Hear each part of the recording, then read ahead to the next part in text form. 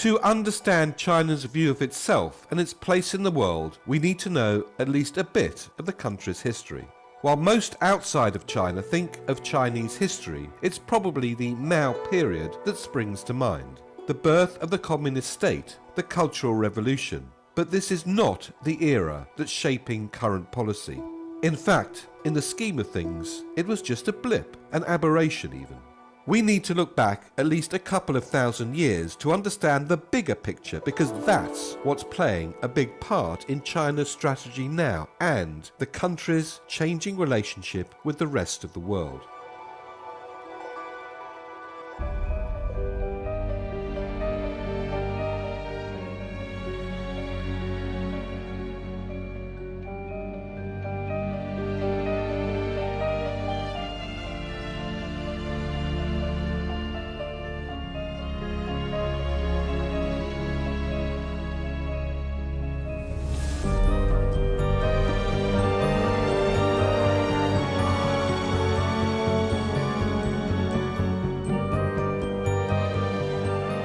Here's a whirlwind tour of 4,000 years, covering the bits we think are most relevant for today. If we go back to the earliest days of what we might call China, before the Great Wall was built, and before it even became a unified state, we can see the foundations of what the country later became. Confucian views dominated, with an emphasis on benevolence and shared responsibility for public welfare. About 200 years later BC, the main body of what we now call China was united for the first time. This was hugely significant because it then became vital that people across such a vast area could communicate with each other and trade on terms that everyone understood. So standard weights and measures emerged. There were coins, standardized Chinese characters, even axle lengths were consistent. A professional bureaucracy was formed based on competitive exams. Over the 400-year span of the Han Dynasty, there was peace and massive technological progress. Everyone knows we've got Chinese inventors to thank for gunpowder and fireworks. But around 2,000 years ago, there was a great flurry of innovation. Paper was being used in China more than 1,000 years before it took off in Europe. The same goes for the printing press. Fine porcelain was being produced. China from China. Silk production, early steel production, irrigation and more efficient farming. In the West, meanwhile, the great thinkers of ancient Egypt and Greece, and Aristotle in particular, were the driving force behind the way society was developing. Arguably, Aristotle's view on the need to protect the common good weren't that different from those of Confucius. He believed benevolence was morally right and that the interests of the community took priority over the needs of the individual. The growth of a professional bureaucracy in China helped unify what was a vast nation. It led to an emphasis on public education, a sharing of best practice on important issues like preventing famine. And there was a legal system that protected property rights.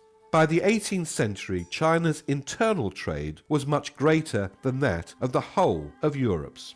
China was also trading around the region, exporting sophisticated products in return for primary commodities. Visitors to China witnessed advanced manufacturing, competing producers, and high levels of education. China at this stage accounted for 1/3 of global GDP.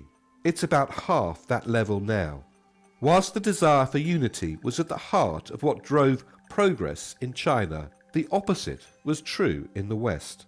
The fall of the Roman Empire led to centuries of wars and plunged Europe into what we now refer to as the Dark Ages. And it wasn't until the 18th century that Europe managed to close the technological gap with China.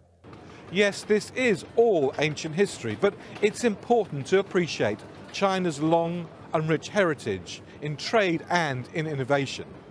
It was a major influence, and this goes a good way towards explaining how China now sees itself.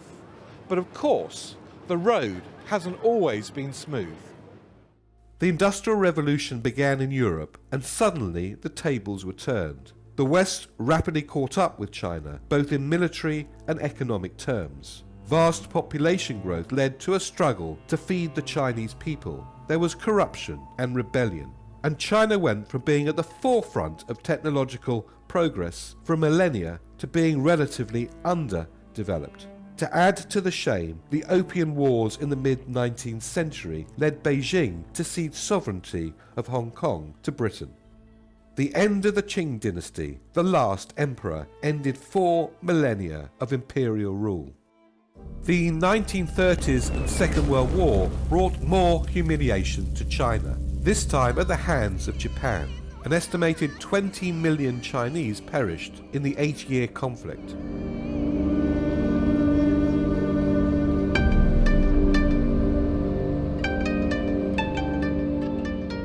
An internal power struggle led to civil war in 1946.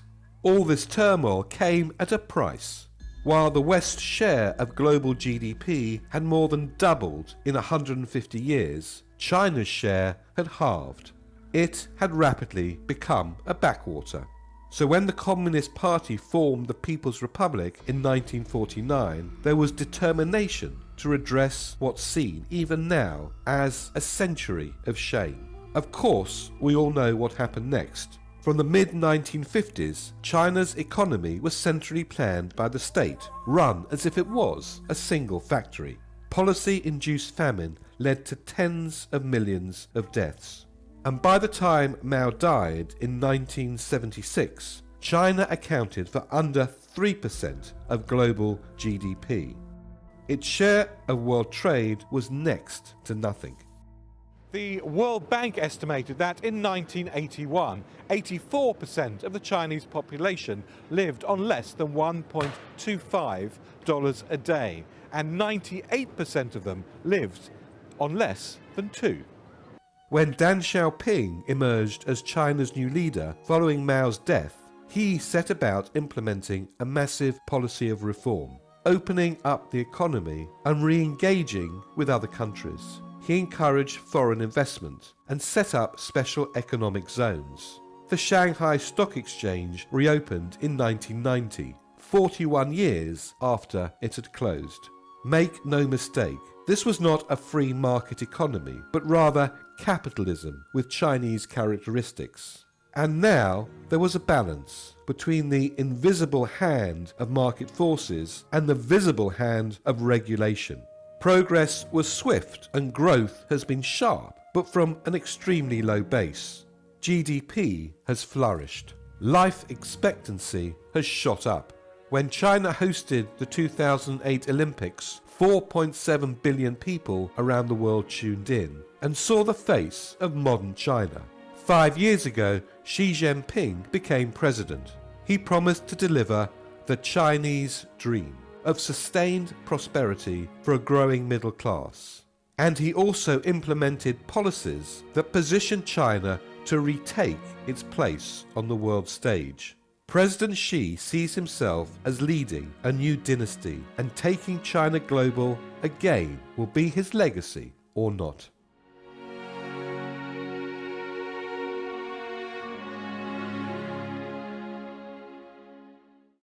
These are beautiful silks from China, and back in the days of Marco Polo, it took a 2-year round trip to get things like these to Western Europe, along what was known as the Silk Road. Now, of course, it's much faster, and it's getting quicker and easier still, thanks to the new Silk Road, or as it's called in Beijing, the Belt and Road Initiative.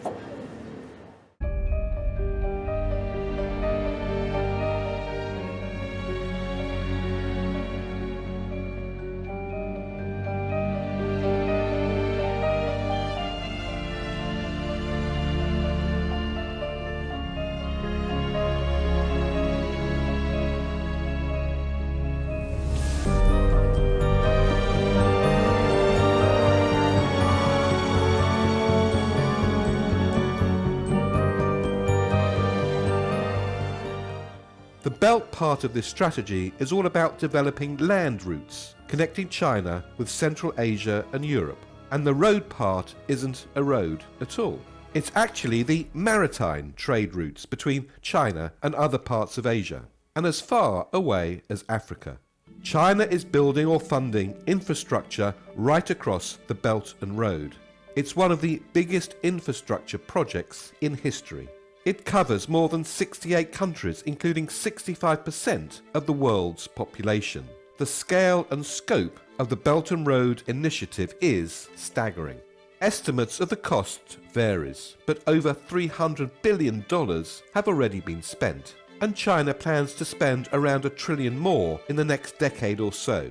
The only way to truly appreciate the scale and the ambition of Belt and Road is to see it. One small part of this is a new motorway linking the east coast of China to the Russian port of St. Petersburg. It's over 5,000 miles long, and it's recently been finished. Passing right through the centre of Kazakhstan, it's knocked 35 days off the travelling time from end to end. The Kazakhstan section alone has cost around $5.6 billion.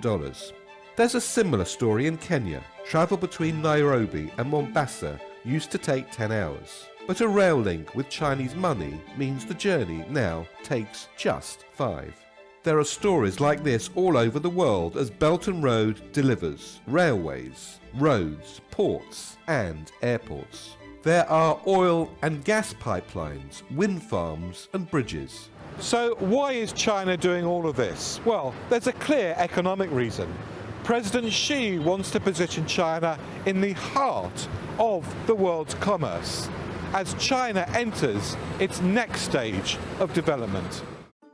In the first decade alone, it's expected to boost cross-border trade by an extraordinary $2.5 trillion.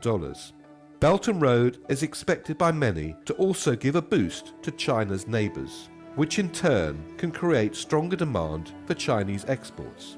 There are many supporters for Belt and Road, not least from the countries that are benefiting, and there are business opportunities for companies outside of China. These new airports need designing, and they also need new planes. New buildings need lifts. A new transport system needs trains.